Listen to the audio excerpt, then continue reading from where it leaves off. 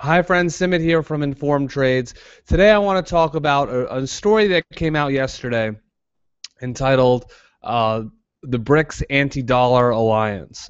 So let's actually take a look at the story. It was published in Voice of Russia today, which is something we'll get into the significance of that in just a second.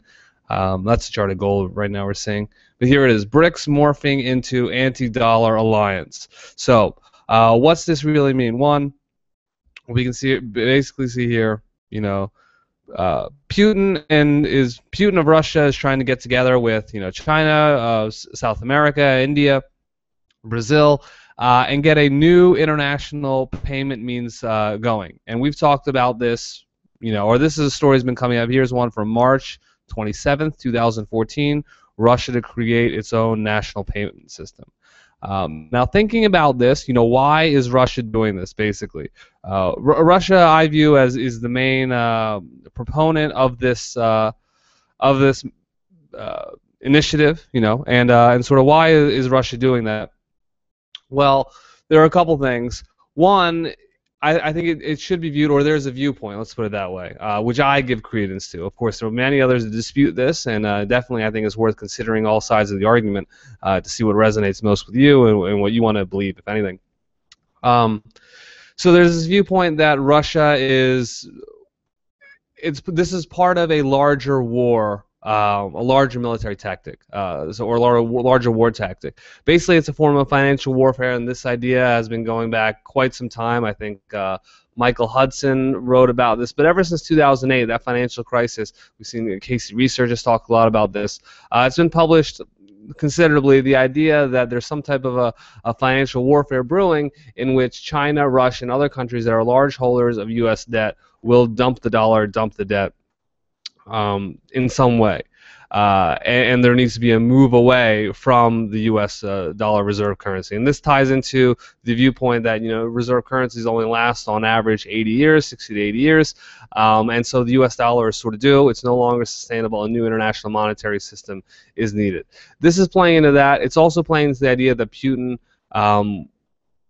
the other initiatives that Russia is doing, that Russia and Putin, whether it's control of Europe, control over the gas supplies in Ukraine, this is a way that Putin knows that Russia cannot compete militarily with the United States. It's just significantly less in terms of military resources. So alternate warfare tactics, like threatening to dump the dollar, a financial warfare tactic, influence in the media with Voice of Russia Today, Voice of Russia, Russia Today, those types of outlets that are increasingly being seen in Western media, whether that's having an attempt to influence the political environment in the U.S. To Russia's advantage. So that's sort of the idea.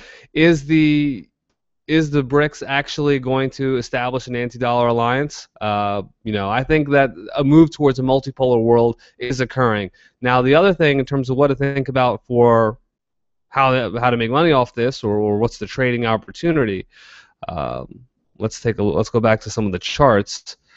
Gold, I think, is the clearest. It sort of ties into and let's go to the monthly chart. I think gold is really, we're in a bit of a consolidation here, but a large part of the concerns about the dollar, anytime there's concerns about the dollar, that questions the viability of the U.S. political system. It also makes gold as a long-term trade more appealing. And if you're speculating on a new international monetary agreement, one in which the dollar has a significantly reduced role, or it's more of a multipolar world, you're speculating the capital is going to come out of the treasury bond market, out of the dollar, and into other assets. Gold is a prime candidate. However, I think it's also worth noting S&P, or U.S. equities in particular. So a lot of people expecting, and we've seen quite a run up in U.S. equities, a lot of people expecting a correction here.